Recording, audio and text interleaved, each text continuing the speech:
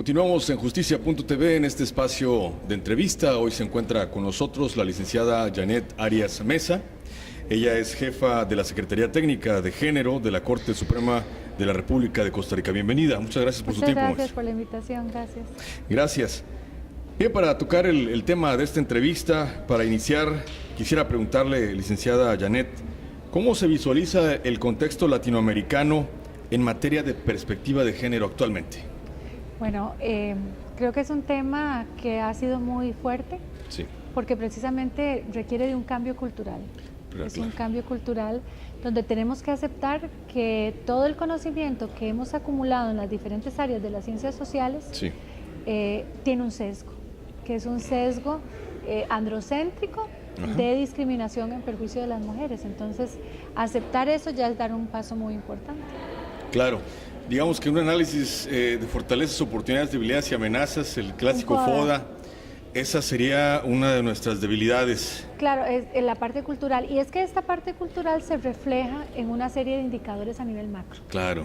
Entonces, le puedo hablar con algunas estadísticas así muy generales que reflejan Sí. esta situación cultural y cómo impacta a nivel social, económico, político, etcétera. Claro. Donde tenemos el 70% de las personas en condición de pobreza en el planeta son mujeres, niños y niñas. Latinoamérica es la región más inequitativa del mundo. Sí. Existe el fenómeno de feminización de la pobreza en todos los países de la región, y eso lo que quiere decir es que cada vez las mujeres son más pobres y cada vez el estrato de pobreza está más integrado por mujeres. Sí. La violencia física, psicológica, patrimonial, nos da unas tasas altas de feminicidio en los diferentes países. La participación en la economía, Claro. Da una brecha de género que ha sido medida en todos los países a nivel mundial, ¿verdad? En todos los países hay una brecha en cuanto a participación económica, salud y expectativa de vida, educación y participación política, ¿verdad? Que ese es otro gran tema. Claro. Y es los derechos de participación paritaria que tenemos las mujeres. Vamos entonces a contracorriente y debemos de ir sumando fortalezas, esfuerzos de las diferentes iniciativas que se hacen en el contexto latinoamericano. Es decir, una transferencia, ¿verdad?, de buenas prácticas y lo bien que se ha hecho. Sí, bueno, eso es fundamental. Claro. Los vínculos para una retroalimentación entre las Así diferentes experiencias. Claro. De los países. Bueno, y México, que tiene una complejidad enorme, ¿verdad? Sí. Este foro me parece que ha sido maravilloso porque ha reunido representantes de todos los estados. Así es. Y es que México, o sea, es un país, pero como con diferentes, como tiene una organización federal, yo Claro. lo veo como un montón de países en uno solo, ¿verdad? Sí. Obviamente. Y cada uno con sus estructuras diferentes, con su propia legislación Claro. local. Entonces es muy importante hacer un esfuerzo de este tipo donde se puedan crear esos vínculos Sí. para crear y fortalecer redes, intercambio de experiencias, porque no necesariamente tenemos que volver a crear lo que ya inventaron o ya vivieron otros grupos, ¿verdad? Así Entonces, es. este foro ha permitido eso. Muy bien. Maestra, regresando al tema cultural. En nuestro contexto latinoamericano, la figura del machismo permea en todos los ámbitos. ¿Se constituye esta figura como un obstáculo para seguir avanzando en este tema de la igualdad de géneros? Es como un círculo vicioso. Sí. A mayor machismo, mayor violencia, Claro. y a mayor violencia, mayor también se mantienen más esas estructuras machistas, que la gente las llama machistas, las patriarcales. Así es.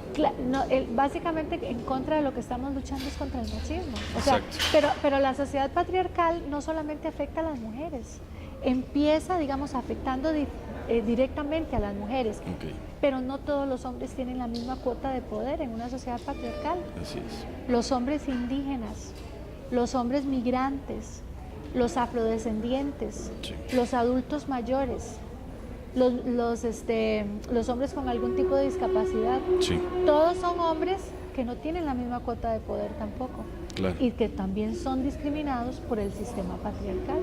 Así es que Así es. trabajar por la equidad de género, tratando de erradicar estas manifestaciones patriarcales, que las reproducimos los hombres y también las mujeres, porque Así las es. mujeres también somos machistas. Ok. cobrar conciencia de eso hacia un cambio cultural, lo que va a hacer es conformar una sociedad verdaderamente pluralista, inclusiva, no discriminatoria, que yo digo que el fin último es la felicidad de cada uno de los seres humanos, hombres y mujeres que habitamos cada nación. Por supuesto.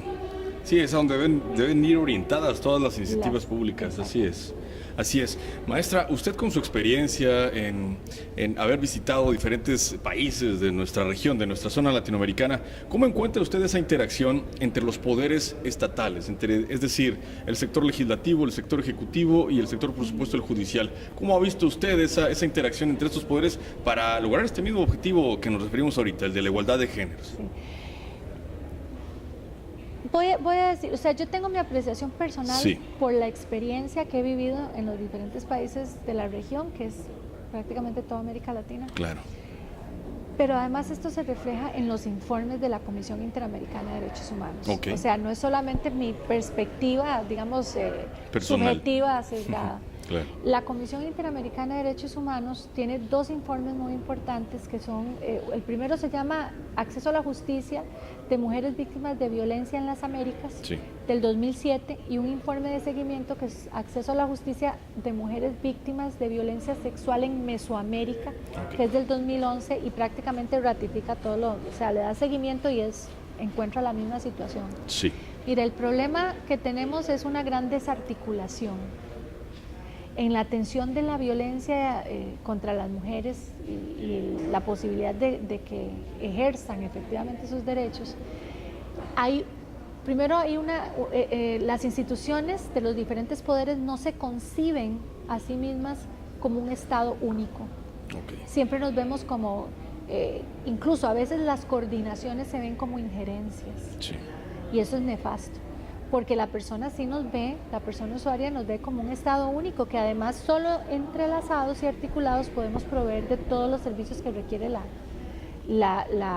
víctima o la usuaria, o ¿verdad? La que está necesitando acceder a la justicia y a otros servicios del Estado. Entonces ya ahí hay un problema importantísimo, la falta de articulación, políticas públicas que no son realmente sistemáticas, que duplican funciones, desperdicio de recursos. En mi país lo hemos visto, donde replican la misma actuación varias instituciones porque no saben qué es lo que está haciendo la otra institución. Entonces hay que articular las funciones de las diferentes instituciones respetando la independencia, ¿verdad? El principio de independencia, pero eso no quiere decir que no podamos trabajar de manera conjunta.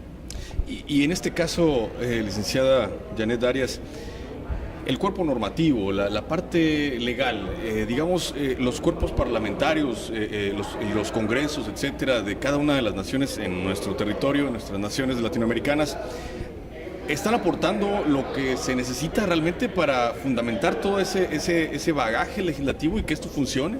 Yo creo que ha habido un avance muy importante a nivel legislativo en los diferentes países. Por supuesto que siempre quedan resabios importantes, pero el avance ha sido realmente impactante, empezando por la ratificación de nuestros países de la CEDAW.